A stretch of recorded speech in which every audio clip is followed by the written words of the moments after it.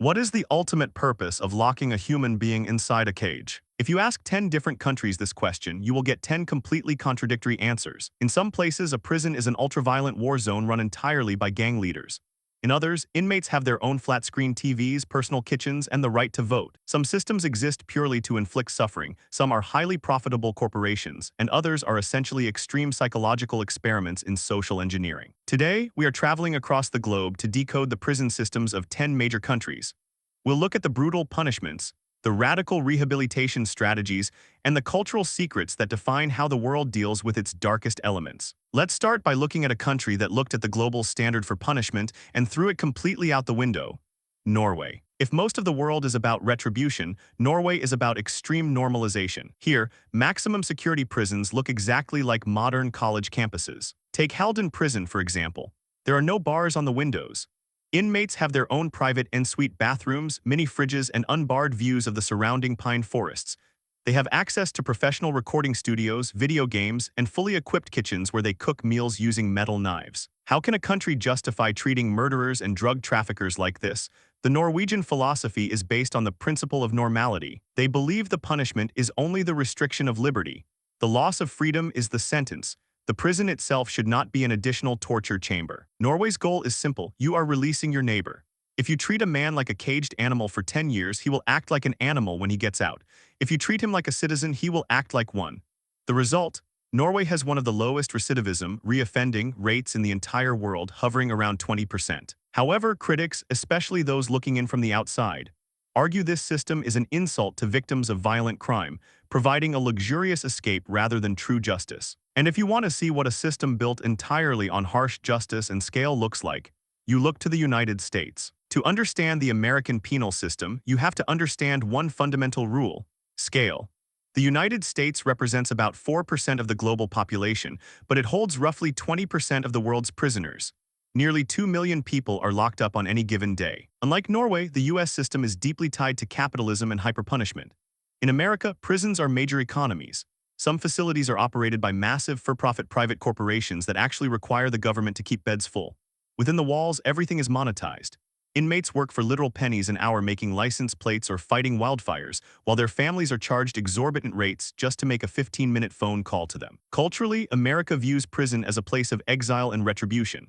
The architecture features monolithic concrete blocks, barbed wire, and solitary confinement, where thousands of inmates are kept alone in tiny cells for 23 hours a day, a practice the UN classifies as torture. The result is a system with a staggering recidivism rate of over 70%. Supporters argue that America's harsh system keeps violent offenders off the streets in a heavily armed country with a high crime rate. But critics argue it is a modern form of institutionalized slavery that punishes poverty and heavily targets minorities, creating a revolving door of generational trauma. But if you think American prisons are harsh, let's travel down to Central America and look at a country that recently built a system of absolute zero-tolerance domination: El Salvador. Just a few years ago, El Salvador was the murder capital of the world, entirely controlled by the MS-13 and 18th Street gangs. To fix this, President Nayib Bukele declared a state of emergency and built the CECOT, a high-tech mega-prison designed to hold 40,000 inmates. El Salvador's new system is about breaking the human spirit of gang members. Inmates are stripped down to nothing but white boxers. Their heads are shaved. There are no mattresses. They sleep on stacked metal sheets in heavily overcrowded cells. They are not allowed outside for recreation. They are not allowed family visits. The philosophy here is collective punishment and utter eradication of gang culture. The police were given the power to arrest anyone who even looked like a gang member without a warrant. The result? El Salvador's murder rate plummeted to almost zero, and citizens feel safer than they have in a century. The cost? Human rights organizations estimate thousands of completely innocent people have been swept up in the arrests, locked away in brutal conditions with virtually no hope of a fair trial. It is a system of guilty until proven innocent. Now let's cross the Pacific to a country that also demands absolute obedience, but achieves it not through brute force, but through agonizing, microscopic discipline: Japan. Japanese prisons are engines of extreme social engineering and moral perfectionism. If America relies on physical walls, Japan relies on psychological walls. In a Japanese prison, inmates are forbidden from speaking unless spoken to. When they walk down the halls, they must march in strict military formation, swinging their arms at an exact 90-degree angle. When they sit in their cells, they are often required to sit in a rigid cross-legged position for hours on end, facing the wall in absolute silence. Even the way an inmate folds their blanket or places their toothbrush is strictly mandated by the guards. The goal of the Japanese system is to instill a profound sense of shame, remorse, and realignment with communal harmony. You broke the social contract of Japan, and you will learn to follow the rules down to the millimeter before you are allowed back out. Interestingly, Japan is facing a bizarre crisis: a massive elderly prison population.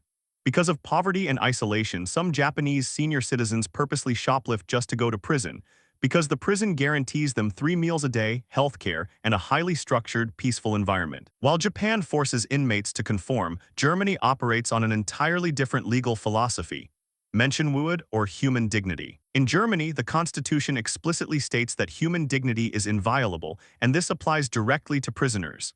Unlike in the US or Japan, German inmates do not wear prison uniforms. They wear their own normal clothes.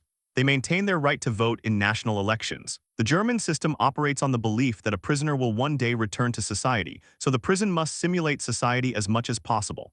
Guards are not called guards. They are highly trained therapists, social workers, and correctional educators whose training takes 2 years, compared to a few weeks in many US states. Inmates are paid a fair wage for their work and are expected to learn trades. If they show progress, German inmates get furloughs, meaning they can literally leave the prison on the weekend to visit their families, go grocery shopping, or attend a class, before returning to their cell on Sunday night. It produces highly functional, rehabilitated adults, though critics occasionally argue it lacks the deterrent factor for truly sociopathic offenders. While Germany focuses on the individual, the Chinese prison system is built entirely around the utility of the state. China operates a massive, highly secretive penal system. If you want to understand the Chinese model, you have to understand the phrase Laogai, which translates to reform through labor. In China, the prison system is heavily integrated into the national economy. Inmates are put to work in massive factory setups, manufacturing goods, mining, or farming. But the labor is only half of the equation, the other half is ideological. Inmates undergo intense political re-education. They must memorize state doctrines, sing patriotic songs, and write extensive self-criticism essays. The system relies heavily on modern surveillance. Inside Chinese prisons, AI cameras track the facial expressions and micro-movements of inmates to predict fights or detect distress. Critics and international watchdogs condemn the system for its lack of transparency, a near 99% conviction rate in the courts, and the use of massive internment camps for political dissidents and ethnic minorities in regions like Xinjiang. Supporters of the government argue it creates a highly ordered society where crime is effectively erased from public life. India shares the massive scale of China, but adds a layer of dizzying, chaotic complexity. To understand India's prison system, you must learn the word under trial. In India, roughly 75% of the people sitting in prison have not been convicted of a crime. Because India's judicial system is massively underfunded and incredibly slow, a person accused of a minor theft might sit in a squalid, overcrowded prison for 5 years waiting for a judge to hear their case, even though the maximum sentence for their crime is only 2 years. Indian prisons are a system of staggering extremes. Overcrowding is severe, with some prisons operating at 150% to 200% capacity. Inside these massive complexes, like the famous Tihar jail in Delhi, society's inequalities are magnified. Wealthy politicians or mafia bosses can often bribe their way into VIP treatment, receiving home-cooked meals, cell phones, and comfortable beds. Meanwhile, the poorest citizens, who cannot afford bail, languish in cramped, sweltering cells sleeping on the floor. Despite this, India has initiated incredible internal reform programs, including Vipassana meditation, retreats inside maximum security yards, where hardened criminals sit in absolute silence for 10 days to confront their internal trauma. If India struggles with overcrowding, South Africa struggles with absolute internal control. The South African prison system is legendary for one terrifying reality: the guards do not run the prisons.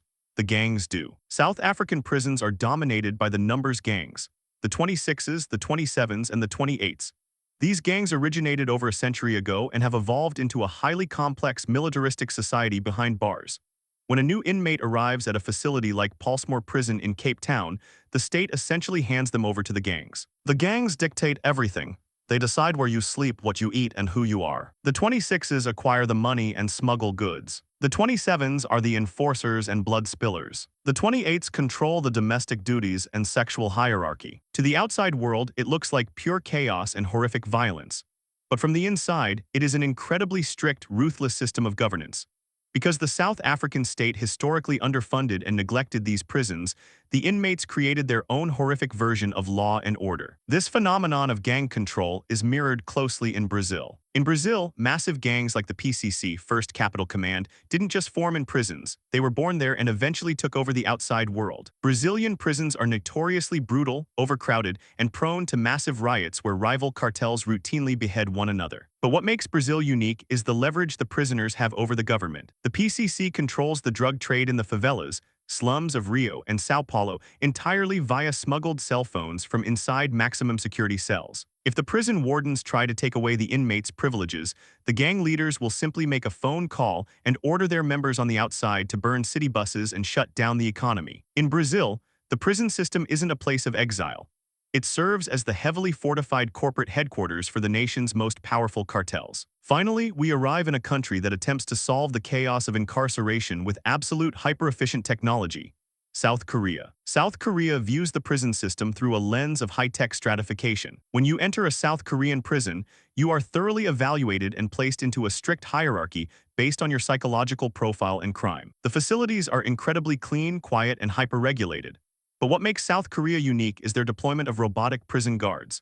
These AI-driven robots patrol the hallways 24/7, using 3D cameras and sophisticated software to monitor inmates' behavior, body temperature, and emotional states, instantly alerting human guards to potential suicides or fights. Inmates who show good behavior are moved to specialized facilities with higher privileges, where they can learn advanced tech skills, coding, and foreign languages. But for those on the lowest tier, the system is deeply isolating, with very little human contact, relying entirely on screens, intercoms, and cameras to govern daily life. It is safe, it is efficient, but it is deeply dystopian. A country's prison system is essentially a mirror. It reflects a society's deepest fears, its greatest hopes, and its ultimate values. Norway values forgiveness and human dignity. America values punishment, scale, and profit. El Salvador values the absolute eradication of fear at any cost. Japan values strict obedience to the collective. Germany values the preservation of rights. China values the utility of the state. India struggles under the weight of its own bureaucracy. South Africa and Brazil show what happens when the state abandons its walls to the inmates. And South Korea values hyper-efficient, technological order. None of them have a completely flawless answer, because there is no perfect way to deal with the darkest aspects of human nature. Every form of justice comes with a distinct moral tax. But I'm curious, now that you've seen the spectrum, if you had to spend 5 years in just one of these 10 systems, which one are you choosing and why? Let me know down in the comments.